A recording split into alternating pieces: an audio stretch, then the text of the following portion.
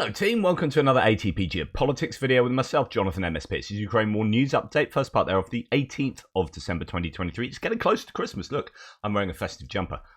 Happy days. In fact, last night, yesterday evening, the neighbours 3 doors up are pretty musical.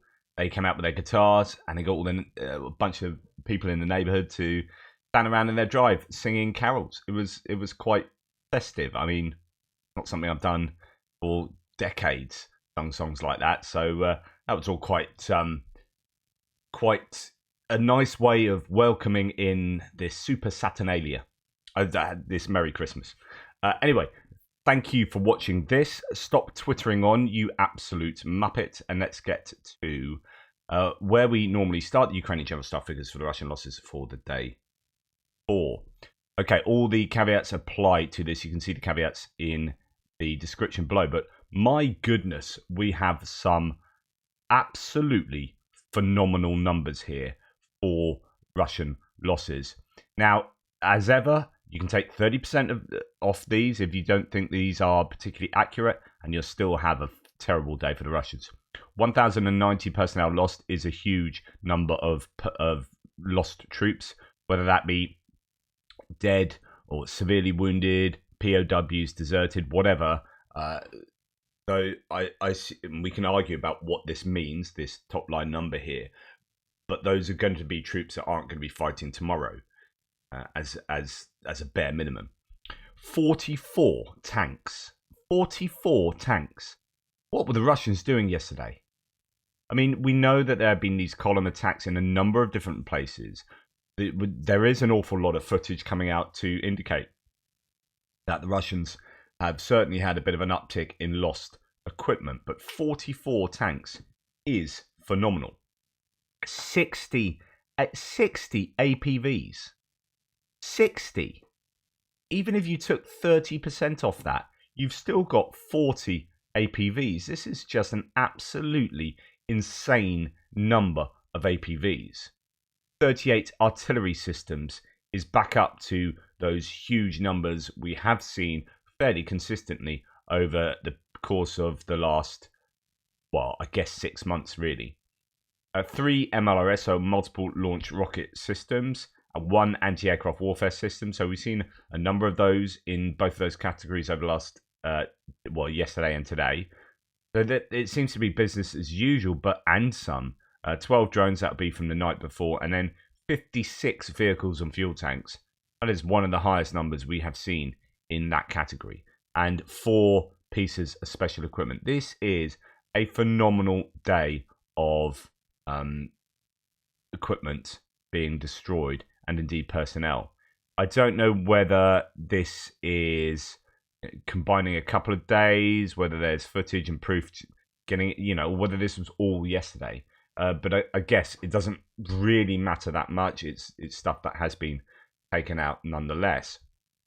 Just a really good day for the Ukrainians. Now, this is a completely uncompleted list from Andrew Perpetua. He hasn't done his list yet, so I'm going to his source spreadsheet. So this is uncompleted, but what does he have? Well, it's mainly drones not mainly, but 3 drones there, and I generally ignore those. Just look at an AHS Crab. That is, that's AS-90 Crab. That's combining 2. So the AS-90 is not the Crab. The AS-90 is the UK self-propelled howitzer, and the Crab is the AHS Crab, which is a Polish, South Korean self-propelled howitzer. So anyway, one of those has been blown up. One of those 2. SUVs, T-72, not really an awful lot, and not really an awful lot in the Russian list, apart from obviously Su-34, and we'll talk about that in a wee while. A Grad 1, BM-21 Grad, so multiple launch rocket systems there taken out as well. Although that's not really that indicative of what was lost, I don't think, yesterday, because it's an incomplete list. It is still, heavily skewed towards Russian losses being much more valuable.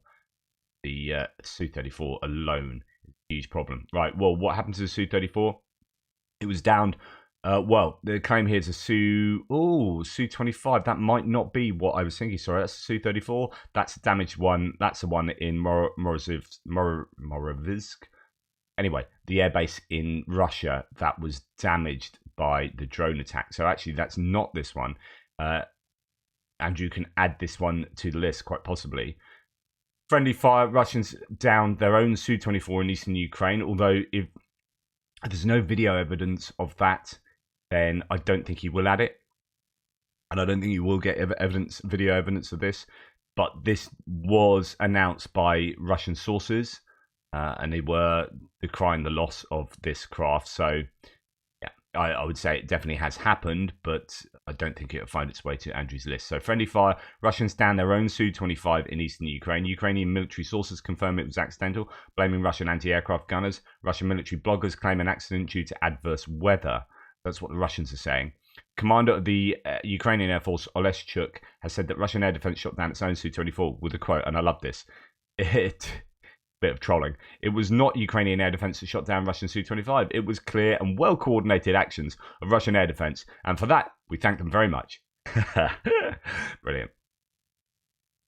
So that's a big loss, Su-25 and a damaged Su-34, and there were claims of, we don't know what the total damage done in that drone attack on that airfield was. There might would have been more than that Su-34 there. Here we see destruction of two TOS-1A thermobaric vehicles.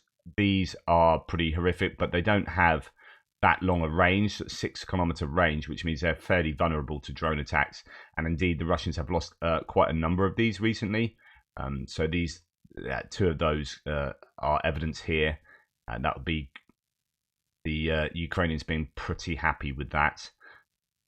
And then we have a claim here from the Russians. Russians aren't happy with the Ukrainians targeting Russian drone operators. How now many of the operators refuse to go to the front out of fear of being smoked is a claim. And the translation of this Russian source is, I confirm this text. According to information, our first-person view drone operators are actually being knocked out. For this reason, many are refusing to go out. I especially like the one about pissing and now we'll burn the F out of everything, and about FABs. Let's throw FABs and everyone will run away. This is the second year of the war, and the BS continues with a vengeance. So, yeah, a bit of ranting going on there. The importance of FABs, the Russians see them as important. So it's about what can we get, what are the inferences we can make from texts like this. But certainly the Russian FPV drone operators are having a hard time. We saw a Supercam drone unit get taken out by HIMARS recently, and that's the expertise that goes with that, not just the Supercam drone. The van, the crew, their expertise and knowledge of using the drone, and of course the drone. But I presume closer to the line, we see an awful lot of drone footage of troops get hit and of vehicles getting taken out. I haven't seen an awful lot of drone footage of drone operators being singled out, but I imagine they would be one of the top targets, certainly in, say, the Krinky area, for example, where the Ukrainians are trying to maintain a drone advantage over the Russians. And I'm sure they'll be seeking out drone operators to make concerted efforts to strike them. Okay, talking about distance strikes, standoff munitions. Not a very busy night last night, thankfully for the Ukrainians. As suspected, all of Russia's killer drones were shot down last night. There are only 5 that were fired, and they weaved around the country and took a while to be eliminated, but not even any damage from fallen debris reported that I've seen. Nice work, Ukraine, says Tim White. Not many will indicate, well, I do wonder, because apparently they do have rather a lot of these drones, and there are rumours that they're going to be using a lot more drones than missiles going forward, and we're just going to talk to that in a second. When they only send 5, you do wonder, why only 5? Why not 25? Like, if you could send 25, surely 25 is going to do more, it's going to tell you more than just 5. So, yeah, I do wonder. Now, quote, Russia is stockpiling missiles of various types for new attacks on Ukraine. Well, this is what we've heard previously, and I was wondering out loud yesterday why they weren't sending more like now, in exactly the same way I just said for the Shaheeds there. There has to be a reason. In particular, they are accumulating Iskander-M missiles, while they also have enough kamikaze drones to attack us daily, Air Force spokesman Yuri Ignat has said on live television. But again, something doesn't quite add up. And I know some of you were putting some of your reasoning into the thread yesterday. I appreciate that. I might talk about that in an extra. So Russia is again attacking Starokonstantiniev. So this is last night Tim White saying, although they were circling around those drones, so it might not have been, it might just been trying to find out where the air defenses are around there before circling back and trying to hit somewhere else. Air defense has already taken down at least one attack drone, so this was in the middle of it happening. But yeah, just to mention that Starokonstantiniev, where the airbase where the Russians attacked with a bunch of Kinjal hypersonic missiles recently, and that was possibly targeted again. Now onto other bits and pieces, and just to give you an idea of the conditions these guys are fighting in, or trying to operate in. I mean, look at these vehicles and look at that mud. This is an absolute nightmare, really. It's a real challenge for these guys. And that'll be the same for both sides, right? On top of this, we must remember, I showed you issues with mice, and there are infestations of mice. We've had Russian footage of that, but there will no doubt be, they will be affecting Ukrainian trenches and dugouts as well. And don't forget that they will get into, so we saw that vehicle, that Russian vehicle, don't know what it was, maybe a self-propelled gun, I don't think it was actually, probably some kind of APC, where they turned the engine on and all of those mice fell out of the exhaust or whatever, the parts of the engine side of the vehicle, just tons of mice inside the vehicle. Now, they will be eating at wires if they can, so there's this further challenge of not just they're infesting the living quarters and eating food and eating their way through everything in living quarters, but also actually wires and whatnot in vehicles. And this is mainly because the crops weren't harvested along the front line for obvious reasons, and so mice will just explode in population. But Ukraine is preparing 3 lines of fortifications in case partners are slow to provide weapons and money, according to People's Deputy Ustinova. Quote, in winter it will be necessary to switch to the defensive war. Even when money is allocated, this world will still run out of ammunition. I guess you could wonder why they hadn't already built these defenses, but I guess if they were expecting to move forward during the counter-offensive, there's no point building defenses back here. If you're going to move another 100 kilometers forward, you would need your defenses to be then be built like 80 kilometers from where you are now. However, that didn't happen and they didn't get the breakthrough. So that could be why they're only now going, and now we need to build defenses here.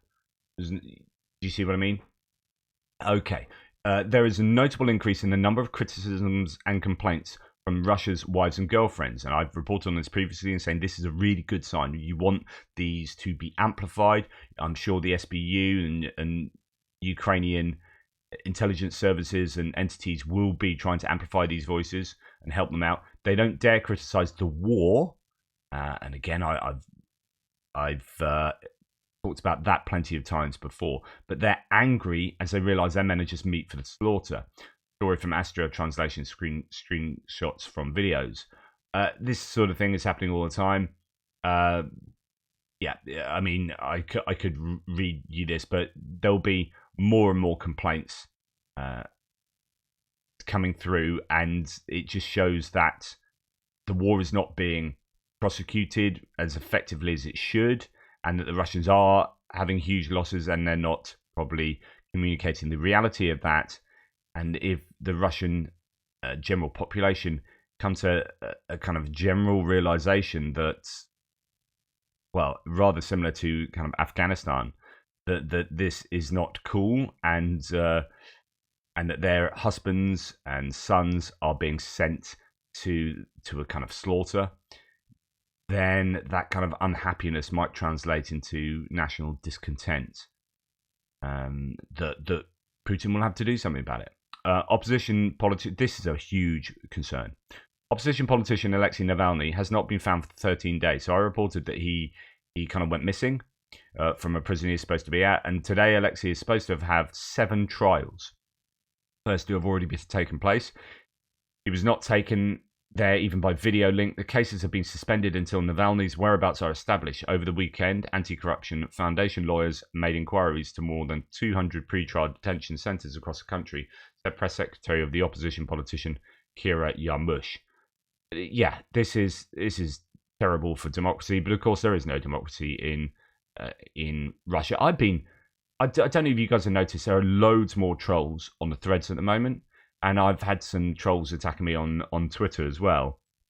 That are just again, that you've got two options if you are a pro-Kremlin voice. Two options. One, you're paid to do that. In which case, ugh. But if you're not a paid up troll, if you're not actually a paid up Internet Research Centre type troll, then you're doing it off your own back, which means that you are so morally skewed that you become, to me, a moral monster. So even if you say, I'm not a troll and I'm actually living in Serbia, or I'm this, or I'm that, or I'm just a Russian citizen, then you don't know how to do morality. Because if you're trying to justify and shout of the great Ukrainian losses, and isn't it great that the Russians are doing X, Y, and Z, you are shouting about justifying, you are effectively justifying an opposition politician, A, being poisoned, B, being put in prison unfairly, and then extended to so that he's now being locked up for 30 years and then going missing, and then Boris Nemtsov being killed, and then Pussy Riot being put in prison, and then anyone being against being a critic of Putin at all being put in prison. There's absolutely no liberty, and you are justifying dictatorship. Now, if that's what you want to do, cool, but own it. Just say, by the way, guys, I really love dictatorships and I really love being a moral reprobate. Fine. Own it, and then, but don't pretend that somehow Ukraine is worse in any metric than Russia, because it's not. Russia's going down a pan, and it has been for some time, and there's absolutely no way that anyone can seriously defend that as some kind of paragon of virtue and democratic ideal. Anyway. A wiretap was found today in the office of the Commander-in-Chief of the Armed Forces of Ukraine, Valery Zaluzhny, according to the RBC, citing sources. And also, a wiretap was found in the office of Konstantin Bushiev, the personal assistant to Zaluzhny. Security Service of Ukraine is conducting an investigation. And this is interesting because, one wonders who's responsible. Is it the Russians? I mean, the most likely it's going to be the Russians, right? But it could also be the Ukrainians keeping an eye on their own. It could be foreign intelligence services, the US, UK, I don't know, China. Who's responsible? I don't know. No idea. But I'm sure lots of people will be offering their theories about that. Then I'm going on to my usual bogeyman, but I just want to do a bit of explanation about this. So, first of all, what's the news? Well, the federal judge has warned Elon Musk that he will be forced to testify in the Securities and Exchange Commission investigation if he does not voluntarily agree to answer questions from the agency about its purchase of the platform then known as Twitter. And as a result of this news, you've had an awful lot of people. Anton Kereshchenko was talking about this morning. An awful lot of Ukrainian voices coming out. So this is Business Ukraine magazine saying, after Elon Musk bought Twitter, Ukrainian accounts began reporting a sharp decline in visibility, while Musk himself began pushing pro-Kremlin narratives on the platform. No wonder questions are being asked over the purchase. So I just wanted to take this moment to say, I know you guys attack me. Some of you attack me for attacking Musk. And I do that because he's so important, right? And then some of you say, well, why don't you attack TikTok? What's the difference between TikTok and X or Twitter? And the difference is that TikTok is Chinese owned, and of course it's going to have Russian influence, threaded throughout its output. It's just nature of the beast. Don't use TikTok. Although try telling my kids that. So TikTok has, and the BBC did that great investigation into it, and they have shut down something like 12,800 or 12,000 odd accounts on there that appear to be Russian fake accounts. So yeah, TikTok is a challenge, but Twitter is essentially an American-owned entity, and if that is being used as a megaphone to promote pro-Kremlin narratives, then we have a serious issue, but we have an issue that actually the US has more control over. Okay, So that's why I shout about it. And I also shout about it because I use it way more than TikTok. I don't use TikTok, right? But I use Twitter, and I've noticed issues. Now, the question might be, are they issues that all users are having, that just people that are pro-Ukraine are shouting about more? Or are they issues targeted at pro-Ukrainian voices? Now, we already know from leaked coding back last year that Musk changed the coding to put Ukraine news on the same footing as disinformation. So it was downgraded in terms of amplification. So if you're a pro-Ukrainian, literally the coding was changed so that you would be deprioritized. So, I mean, you know, it seems pretty evident that this kind of thing is happening. You can also argue about why don't you attack YouTube? And just to let you know, I have attacked YouTube. I've done many videos attacking YouTube because I was suspended for a week by YouTube for misinformation last year, and I had to go to my other channel, and that's why I have this other channel that allows me. I mean, it's not why I have it, but it's great. It still allows me to post if I get into trouble with restrictions on this channel.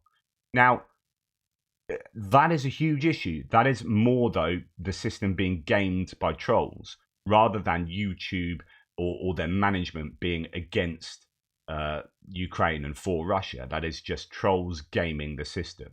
And we've seen Warthog Defense shut down and now restart again with a brand new channel. So go and check out Warthog Defense. But we have, you know, channels complaining about these kind of gaming scenarios that I was myself a victim of. Someone that lectures everybody on like disinformation and misinformation, being accused of it myself was really galling. And they couldn't tell me what it was that I'd said in my video that they eventually struck me for. They couldn't tell me, even though I asked it. It's like, you're punishing me, you're taking away my income, and you're not telling me what I've done wrong. If this was in a court of law, it would just be thrown out. Like, here's a list of what you might have done, or what we know. Here's a list of what we say you have done, and you've done it in this 45 minutes. Somewhere in there, you've done something on this list.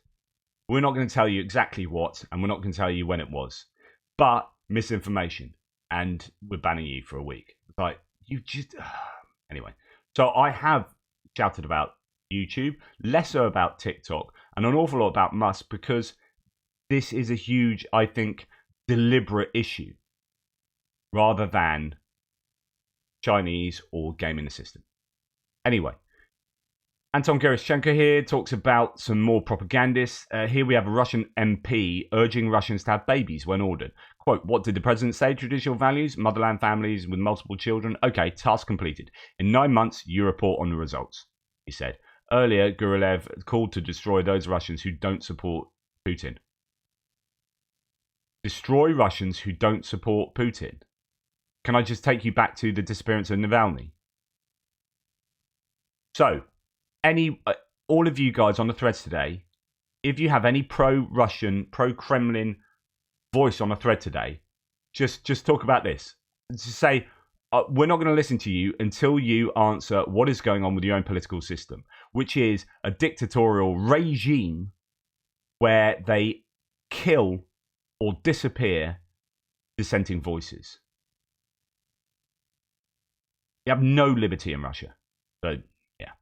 And this is an analytical note from Deep State UK's summary today that emphasizes Russia's manpower advantage. And this is a real worry going forward. When the translation is analytical note, over the past 5 days, the enemy has carried out active offensive actions in most areas of the front, as you can see from my map, and you can see that the Russians have been increasing their territorial control consistently for a good couple of weeks now. Only in mid-December they started having problems with the accumulation of personnel, but the number of main and reserve troops remains huge. For offensive operations, the enemy builds up an advantage in manpower. For example, beginning of December, the Katsaps, the kind of nickname for Russians, involved 8 times more personnel in an attack on one of the ROPs of the defense forces. That in one area of activity, the Russians had 8 times as many troops as the Ukrainians. This is indeed something rare and archaic, but the enemy does not shy away from risking manpower. At the request of the witnesses, we cannot provide the location and other details.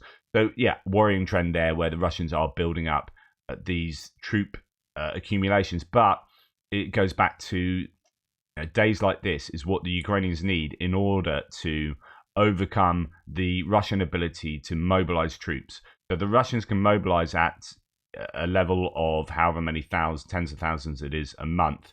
The Ukrainians must be attriting a higher number of troops than that in order to prevail in this conflict.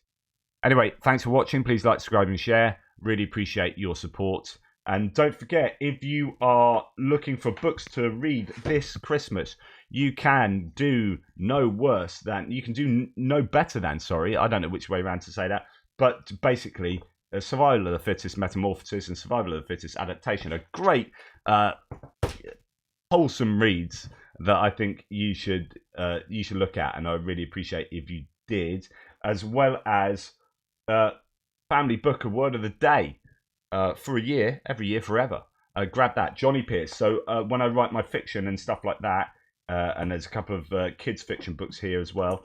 When I write those books, I'm Johnny Pierce. Otherwise, my philosophy books are all Jonathan M.S. Pierce. But yeah, there you go. More books that you guys can look at. And I'll be really interested if you enjoy any of those books. Let me know. Take care. Speak soon.